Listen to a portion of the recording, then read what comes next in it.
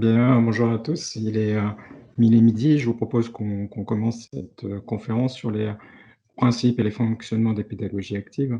Alors, je suis Morgane Sabeu, je suis directeur des études à CESI École d'ingénieurs. Je suis à CESI depuis maintenant plus de 15 ans et j'ai contribué à la mise en place de ces pédagogies actives au sein de l'école d'ingénieurs sur toutes les spécialités, donc sur l'informatique, le BTP et l'ingénieur généraliste. Voilà. On va faire cette présentation, on va essayer de donner 20 minutes de présentation, puis garder 10 minutes pour des questions-réponses. Alors, la présentation, elle va s'articuler sur une première partie qui va présenter les grands principes des pédagogies actives, avec une touche d'histoire pour voir d'où viennent ces pédagogies. Et puis après, je vous proposerai, c'est de regarder comment à CESI on déploie ces pédagogies. Alors, il y a une personne qui est présente aussi sur le chat, c'est Mathieu Kister, qui peut répondre aussi à vos questions à la volée. Et puis, en fonction des questions, on les gardera pour certaines à la fin pour en faire part à tout le monde. Alors, si on rentre sur la première partie de cette présentation, l'histoire et les principes des pédagogies actives, je commencerai par une phrase de Benjamin Franklin qui résume, à mon avis, tout le concept des pédagogies actives. Benjamin Franklin disait tu me dis, j'oublie, tu m'enseignes, je me souviens, tu m'impliques, j'apprends. Un des grands principes des pédagogies actives, c'est celui-là, c'est de mettre l'élève au centre de la pédagogie et de le rendre le plus actif possible pour qu'il associe à la fois les savoirs qu'il vient d'acquérir, des savoir-faire, et qu'il les mette en œuvre tout de suite au sein d'un projet ou d'un problème. Voilà, l'idée, c'est être dans le mouvement, que l'élève mette au profit ses connaissances fraîchement acquises au sein d'un projet. Alors, on va expliquer un peu tout ça. Alors, l'histoire des pédagogies actives, vous pouvez regarder sur Internet.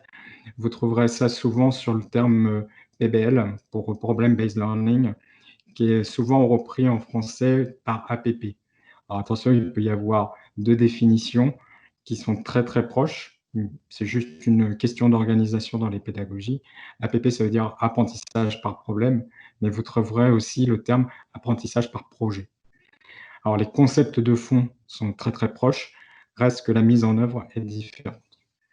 Donc si on regarde dans l'histoire, beaucoup d'universités nord-américaines, mais aussi nord-européennes utilisent ces pédagogies depuis pas mal d'années, depuis même à la fin des années 1900, on commençait à utiliser PBL. Et peut-être un des pères des pédagogies actives, c'est John Dewey, qui a le plus écrit, était vraiment au démarrage de ces pédagogies actives.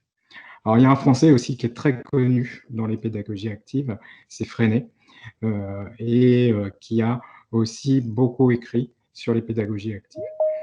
Donc, si vous voulez en savoir un peu plus sur cette partie d'histoire, tapez juste sur Internet John Dewey ou Freinet. Vous verrez, il y a beaucoup de littérature scientifique et pédagogique sur la mise en œuvre des pédagogies actives.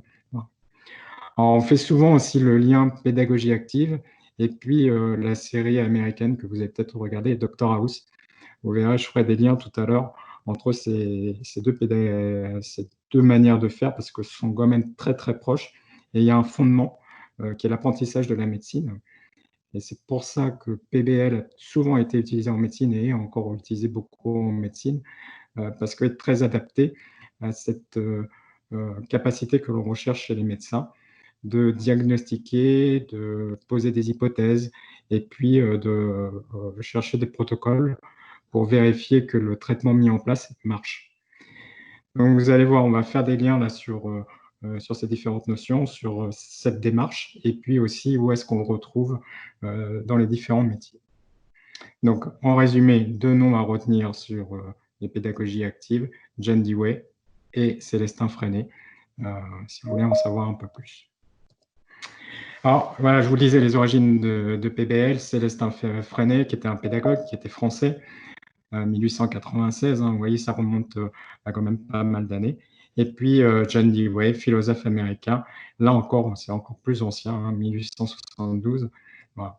Donc, les pédagogies actives, ce n'est pas une nouveauté de ce siècle, hein. C'est bien plus ancien, ça a fait ses preuves. On sait, les limites aussi des pédagogies actives. On sait là où c'est très pertinent, d'utiliser ce type de pédagogie PBL et c'est pour ça qu'aujourd'hui, c'est un sujet maîtrisé, qui est, maîtrisé, voilà, depuis plus de 100 ans. Donc les PBL a d'abord commencé en médecine, hein. McMaster dans l'Ontario a mis ça en place. Vous le retrouvez aussi sur l'université de Maastricht et puis, il y a un homme, hein, Howard Barrows, qui a beaucoup écrit sur l'utilisation de PBL en médecine et notamment sur les capacités à développer des aptitudes au diagnostic chez les médecins. Donc, vous pouvez regarder aussi en tapant Barrows sur Internet, vous trouverez la littérature, alors qu'il y a de la littérature en anglais. Et aujourd'hui, la moitié des universités américaines et canadiennes utilisent PBL. Alors, des fois, c'est utilisé dans tout le programme. Des fois, c'est certaines matières qui sont enseignées en PBL. Voilà, tout dépend des universités et puis de la connaissance des enseignants de ces méthodes-là. On le voit sur tous les continents, dans quasiment toutes les disciplines, que ça soit le droit, les ressources humaines.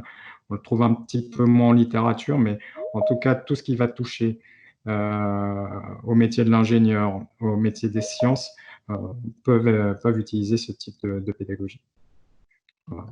Et il y a à tel point que c'est utilisé très largement à travers le monde. Vous avez l'UNESCO qui a créé une chaire qui est présidée par Annette Kolmos, qui est de l'université d'Aalborg. Alors, Aalborg a même un centre de formation international pour les enseignants en PBL.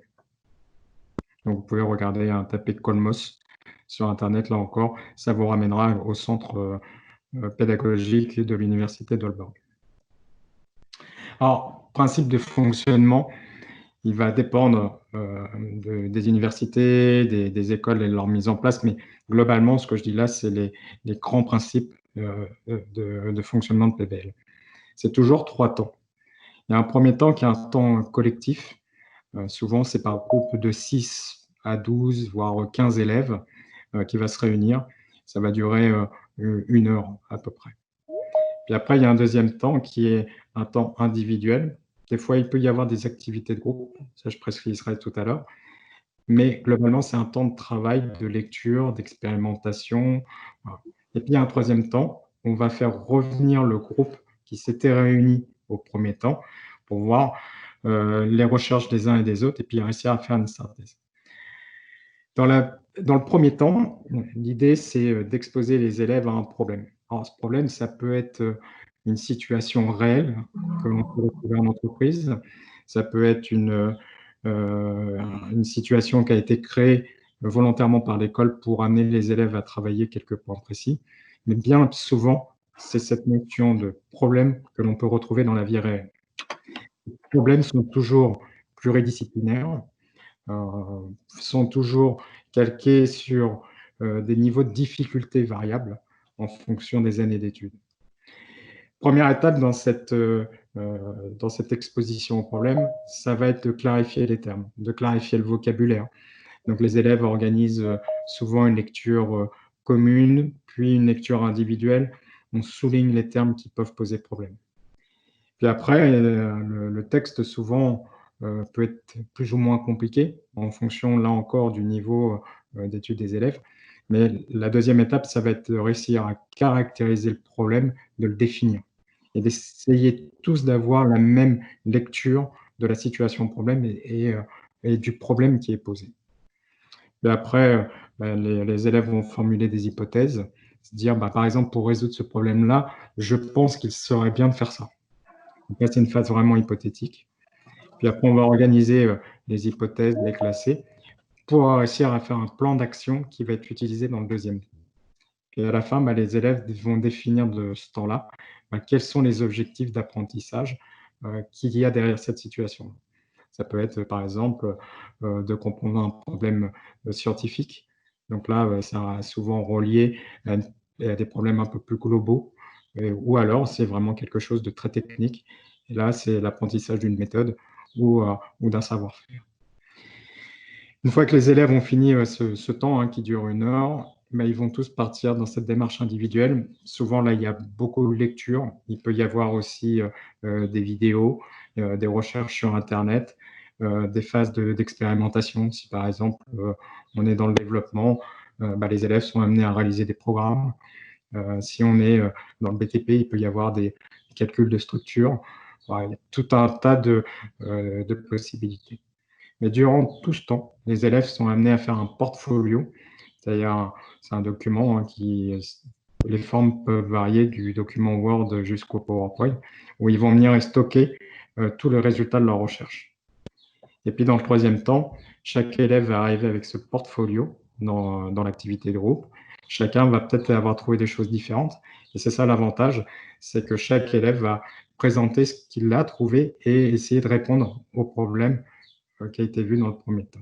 Et tout ça donne une synthèse, et les synthèses sont partagées entre les élèves. Alors voilà à quoi ça ressemble, c'est des photos. Hein, là, vous avez une photo tout en haut, elle n'est pas toute jeune, elle était à l'UQAM, l'Université de Québec à Montréal. Vous voyez, les espaces de travail souvent sont retravaillés dans les écoles qui utilisent les PBL. Là, vous avez des salles encore à l'UQAM où l'intégralité des murs a été recouverte de matériaux où les élèves peuvent écrire. Dans nos salles à SAISY, c'est à peu près la même chose. On a des box ou autres qui va permettre plutôt des réunions en petits groupes qu'en amphithéâtre. Alors, le groupe de travail, il est quasiment tout le temps construit de la même manière. C'est que les élèves vont jouer des rôles qui sont des rôles qu'on va retrouver dans la vie professionnelle quand vous allez dans des réunions de travail. Donc, il y a des élèves qui vont être, un élève qui va être l'animateur de la séance, un élève qui va être secrétaire, un autre qui va être scribe, et j'expliquerai juste après la différence. Et puis, un élève qui va être gestionnaire, qui lui va gérer le temps. Et bien évidemment, il y a un autre acteur important, c'est le groupe. Je préciserai tout à l'heure le rôle de l'enseignant. Alors, l'animateur, globalement, il va faire ce que je suis en train de faire. Hein. Il va essayer de donner la parole les uns aux autres. Il va faire en sorte que le groupe avance dans le temps qui est dédié à l'activité. Donc là, c'est une étape importante de devenir animateur. Ça permet de développer aussi le leadership de l'élève. Vous allez avoir un secrétaire. Lui, il est debout durant toute la session. Il va inscrire les éléments importants sur un tableau, ou alors souvent dans les salles, on a des projecteurs, ce qui va permettre au groupe de suivre pas à pas ce qui sort du groupe. Vous avez le scribe. Alors lui, il a un rôle de tenir le compte-rendu de la réunion.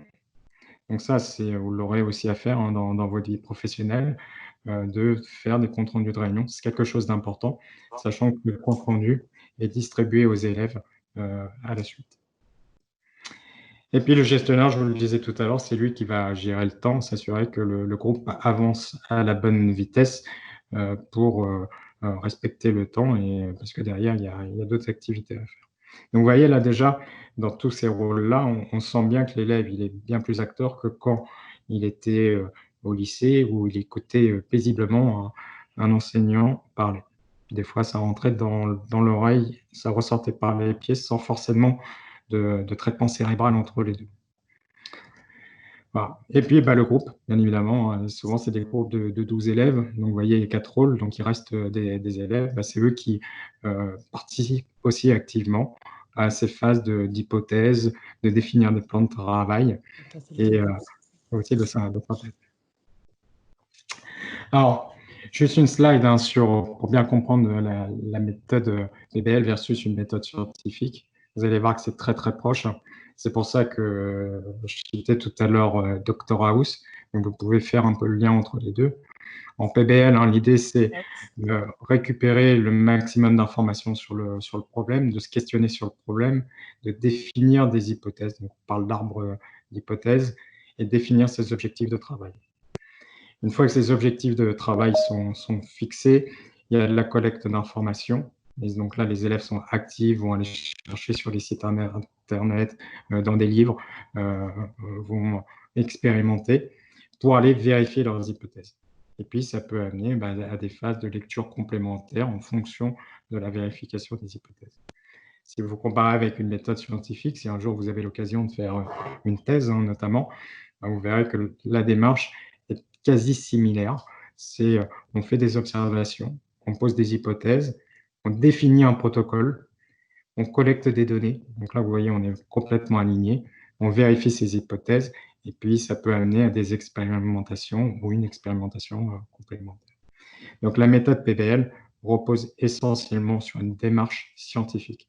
C'est pour ça qu'elle est très adaptée au fonctionnement des ingénieurs, au fonctionnement des médecins. Voilà. Alors, si globalement on fait une comparaison entre le système traditionnel que vous connaissez pour la plupart aujourd'hui au lycée ou en BTS, DUT, dans une méthode traditionnelle, on est dans la transmission de savoir. Ça s'appuie essentiellement sur l'enseignant. On est dans des enseignements qui sont disciplinaires, c'est-à-dire vous avez un cours de physique, à côté vous avez un cours de mathématiques. Souvent, on commence par la théorie et on va à l'application. Et l'acteur principal du dispositif, c'est l'enseignant. Quand on est en PBL, ou en APP, hein, pour le terme français, on va plutôt se baser sur l'acquisition d'un savoir, c'est-à-dire que c'est les élèves qui vont aller chercher le savoir. On va toujours travailler dans le pluridisciplinaire. On va essayer de faire le plus rapidement le lien entre la théorie et l'application, voir de l'application remonter à la théorie, et on va se centrer sur cet apprentissage pour l'élève.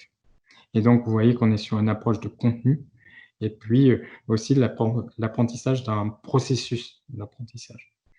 Et ça, on le voit par les enquêtes qui sont faites auprès des entreprises. Lorsque les élèves ont suivi un cursus en pédagogie active, souvent une des compétences qui ressort, c'est l'agilité. C'est la capacité pour l'élève à s'auto-former. Alors, j'en arrive à ma deuxième partie de présentation, un cas d'utilisation. Comment nous, de ces pédagogies actives, on les utilise à saisir dans nos parcours ingénieurs. Tout part d'il y a 15 ans, on avait une demande des entreprises de former, à l'époque c'était des informaticiens qui nous disaient, et le modèle reste vrai aujourd'hui pour les ingénieurs BTP ou généralistes, on a besoin aujourd'hui de personnes qui ont des fortes compétences techniques et scientifiques, mais aussi qui soient ouverts à tous les métiers de l'entreprise. C'est-à-dire qu'on considère qu'il ne peut pas y avoir juste un ingénieur calcul qui fasse du calcul. Un ingénieur calcul, aujourd'hui, il doit comprendre toute la chaîne de conception d'un bâtiment. Il ne peut pas rester que l'ingénieur calcul. La même chose, un ingénieur en informatique, il ne peut pas rester tout seul à développer des programmes dans son bureau. Il a besoin de comprendre tous les métiers de l'entreprise, de comprendre toutes les chaînes de traitement. Donc voilà, c'était la demande qui nous avait été faite, et c'est pour ça qu'on avait été investigué dans les pédagogies actives, pour voir si on ne peut pas, via ces pédagogies, rendre les élèves un peu plus acteurs, un peu plus ouverts sur les différents métiers de l'entreprise, et avoir des compétences extra-techniques. Alors, comment ça marche tout ça? Vous voyez, souvent les salles dans les écoles d'ingénieurs ou dans les universités ressemblent plutôt à celles-là. Nous, on n'a pas fait ce choix-là. On a fait un autre choix, comment mettre ça en place. C'est pourquoi j'ai sorti une photo de Mr Bean, parce qu'on s'est un peu cassé la tête au démarrage. L'idée, c'était de prendre un concept qu'on appelle POSIT chez nous, c'est problème, situation, une contraction, et qui va reprendre les fonctions que je vous ai présentées tout à l'heure. Le POSIT aller, le POSIT retour, l'arrivée, et puis entre les deux, une activité d'étude et de recherche de conception de la. Dans ce POSIT aller, vous allez reprendre l'étape que je vous ai montrée tout à l'heure, c'est-à-dire de compréhension du problème, de prendre connaissance de la situation, d'essayer de clarifier. Ils vont analyser le besoin, généraliser, c'est-à-dire ils vont se dire waouh, ce problème-là, à quelle catégorie de problème je pourrais la rattacher? Peut-être que dans d'autres disciplines, on sait traiter ce type de problème-là. Et donc, peut-être qu'il y a des enseignements à retirer de ça. Ils vont trouver des pistes de solutions. Donc ça, c'est le raisonnement hypothétique que je vous ai montré tout à l'heure. Et puis, ils vont élaborer un plan d'action. Une fois qu'ils vont avoir élaboré ce plan d'action, ils vont le réaliser. C'est-à-dire, ils vont aller soit dans les Fab Labs, ils vont aller dans les salles de TD ou de TP, et ils vont trouver les preuves d'apprentissage de leur plan d'action. Et puis après, on reprend tout le groupe et on regarde ce que chaque élève a trouvé et on fait une contribution globale au. Alors tout ça, ça s'organise dans une semaine très différente de ce que vous avez pu connaître au lycée. On a des temps de bilan briefing, c'est-à-dire qu'on prend toute la promo, on voit quels sont les objectifs de la semaine, et puis vous trouvez en permanence ces enchaînements de prosit-aller, prosit-retour, qui font qu'en moyenne, on va travailler 2 séquences pédagogiques par problème par semaine. On a des temps aussi d'examen, et puis des temps aussi de vie associative le jeudi après-midi. Et vous voyez, au sein de ces PROSIT, il y a ce qu'on appelle des workshops, des TP. Il peut y avoir des conférences qui viennent contribuer à l'apport de connaissances dans le PROSIT. Et pour tout ça, on a un environnement matériel qui est très différent. Alors, si un jour, les photos, c'est les photos réelles du CESI. Donc là, celle de gauche est un de nos centres qui est à Nanterre. Vous voyez qu'on a réorganisé tous les espaces de travail.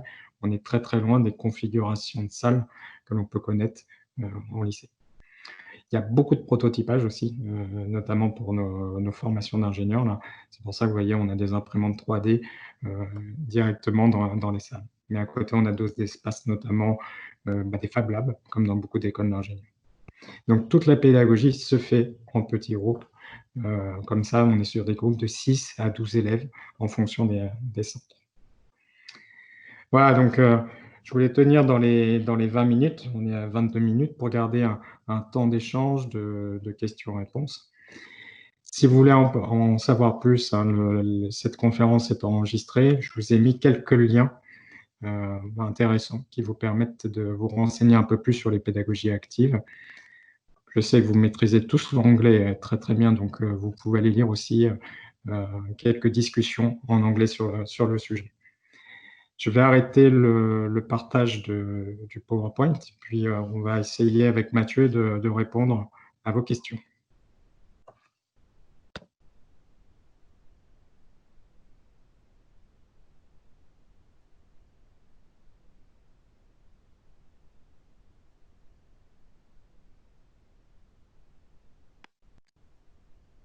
Alors Mathieu, est-ce qu'il y a des questions? Alors, sur le chat, j'en avais juste une par rapport au statut de l'école, voilà, qui demandait si c'était privé ou public. C'est la seule en fait que j'ai eue sur le chat. D'accord. Y a-t-il une limite d'âge pour intégrer l'école? Non. Alors, on a des parcours qui sont en statut étudiant et des parcours qui sont en apprentissage. Pour intégrer les parcours en apprentissage, il faut avoir moins de 30 ans. Par contre, statut étudiant, il n'y a pas de limite, sachant que les plus aînés qu'on a intégrés dans l'école sur les premières années avaient 25 ans. Alors, à quoi prépare l'école? On a 3 spécialités pour répondre à l'élève qui pose la question. Ça permet de faire quoi comme métier? En fonction des spécialités, si on a la spécialité informatique, donc là, on va trouver des élèves qui vont être ingénieurs développeurs, chefs de projet, voilà, tous les métiers d'ingénieur informatique. Pour les ingénieurs généralistes, eux ont une vision beaucoup plus large d'un point de vue scientifique, donc vont souvent être dans des activités liées au management, management des hommes, management technique aussi, sont beaucoup plus adaptatifs par rapport au milieu.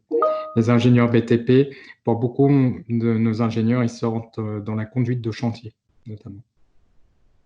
C'est quoi un Fab Lab? Une belle question. Fab Lab, vous retrouverez ça maintenant dans beaucoup d'écoles d'ingénieurs. C'est des espaces qui sont dédiés au prototypage, notamment le prototypage rapide. Donc, c'est des salles dans lesquelles vous retrouvez des découpeuses laser, des imprimantes 3D, et qui permettent aux élèves de rapidement réaliser un objet sans forcément devoir travailler le métal. Ça permet de faire des preuves de concept. Voilà. Donc souvent, on va travailler du bois ou du plastique. Donc, découpeuse laser, on m'a découpé des morceaux de bois de quelques millimètres d'épaisseur pour les associer, pour vérifier que la structure fonctionne. Y a-t-il une aide particulière pour les sportifs de haut niveau? Oui, il y a une annexe dans notre règlement des études pour les sportifs de haut niveau qui permet des aménagements d'études. Donc là, il y a une procédure entre le club de l'élève, le positionnement de l'élève s'il a le statut de sportif de haut niveau, ce qu'on appelle le statut SHN. Donc, si jamais il a le statut SHN, donc on peut aménager les études qui peuvent aller de libérer l'élève quelques heures par semaine pour certains sportifs, jusqu'à des aménagements beaucoup plus lourds. On va autoriser que la scolarité se fasse, par exemple, sur un cycle préparatoire qui devait durer 2 ans, peut se faire sur 3 ans. Ou un cycle ingénieur peut durer un peu plus longtemps. Donc tout ça est une discussion entre l'école, le club, parce que là, le club est important, et aussi l'élève. Avez-vous un département mathématique, informatico-mathématique? Oui, on a la spécialité informatique dans beaucoup de nos centres. Donc là, je vous invite à aller sur le site de l'école d'ingénieurs saisie. Vous verrez, on a une carte avec toutes nos implantations et puis les différentes spécialités possibles dans les centres.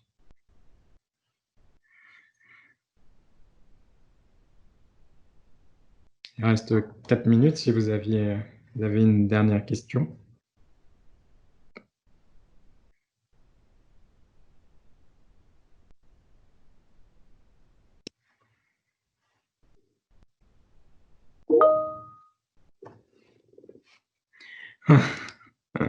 Alors, qu'est-ce qui fait que votre école est meilleure qu'une autre?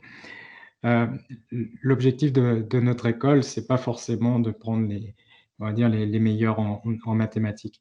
On va avoir vraiment une faculté d'accueil d'élèves de tout niveau, qui sortent bien évidemment, si on prend un cycle préparatoire, ce sont des élèves qui sortent pour la plupart du temps des bacs S et STI 2D. Mais notre objectif, c'est pas forcément les meilleurs en maths, c'est clairement les plus motivés. On a mis en place des pédagogies différentes pour justement s'adapter aux élèves qui n'ont plus forcément envie de voir des cours magistraux, à rester assis toute la journée. Si vous intégrez Saisie École d'ingénieur, c'est que vous avez cette volonté d'être actif, de vous plonger dans des projets, de faire du prototypage, d'être dans une approche pluridisciplinaire. Voilà. Donc, attendez, une dernière question qui arrive. Quelles formations que vous proposez sont ouvertes titulaires au DUT MMI? Si vous pourriez préciser le MMI, je ne connais pas tous les cycles par cœur.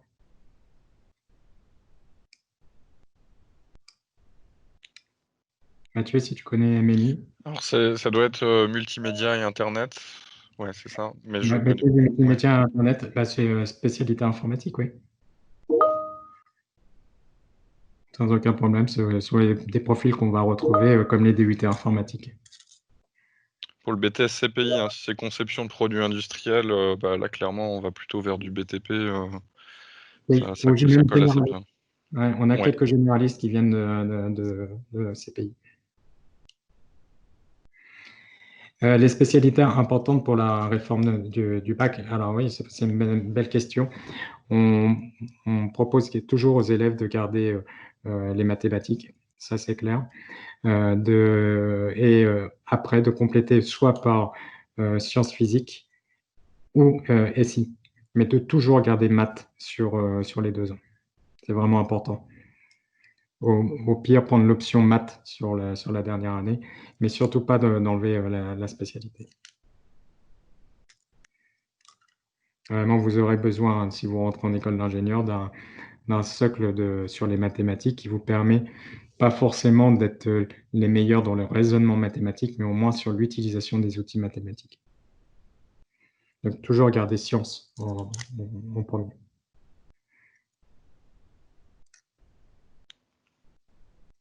Vous pouvez, sur cette dernière question, dans toutes les journées portes ouvertes, on présente un slide qui présente ça. Est-ce qu'on peut intégrer l'école après une prépa? Oui, bien sûr, vous pouvez, après prépa CPGE notamment, intégrer en 3e année. Des fois, en fonction de vos résultats, sans forcément passer les épreuves écrites. Et donc, oui, vous pouvez intégrer en apprentissage ou sous statut étudiant. Votre école se situe où exactement? Il y en a beaucoup d'écoles saisies en France. Vous avez la carte, hein, on est quasiment dans tous les territoires français. Donc on a, je peux quasiment tous vous les citer. Ça va commencer à Lille, à Arras, Nanterre, Rouen, Caen, Brest, Saint-Nazaire, jusqu'à Nancy, Strasbourg, Lyon. Voilà. Lyon par exemple, Bordeaux, Toulouse, Pau, Montpellier, Aix-en-Provence et Nice. On va retrouver aussi Reims, Nancy et Strasbourg. Donc on est implanté sur tout le territoire et en fonction des centres, on a des spécialités différentes. Donc je vois Mathieu, hein, qui vous a mis le lien sur le site internet de l'école, écoleingénieur.cesi.fr.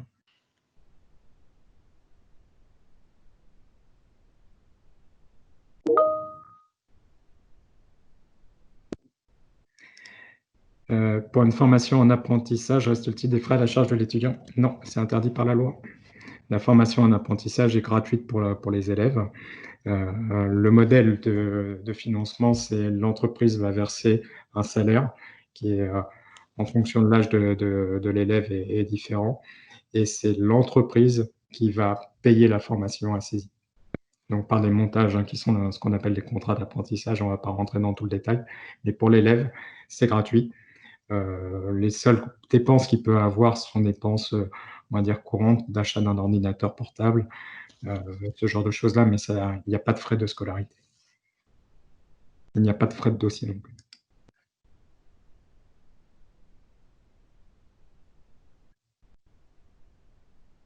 Bien. En tout cas, je vous remercie. J'espère que cette conférence vous aura plu, que vous en connaissez un petit peu plus sur le CESI, sur les pédagogies actives. N'hésitez pas à venir sur nos journées portes ouvertes, même si en ce moment, il y a la pandémie. On a des journées portes ouvertes virtuelles. Et puis après, bien évidemment, tous les centres, hein, vous pouvez les appeler, sont à disposition pour vous renseigner.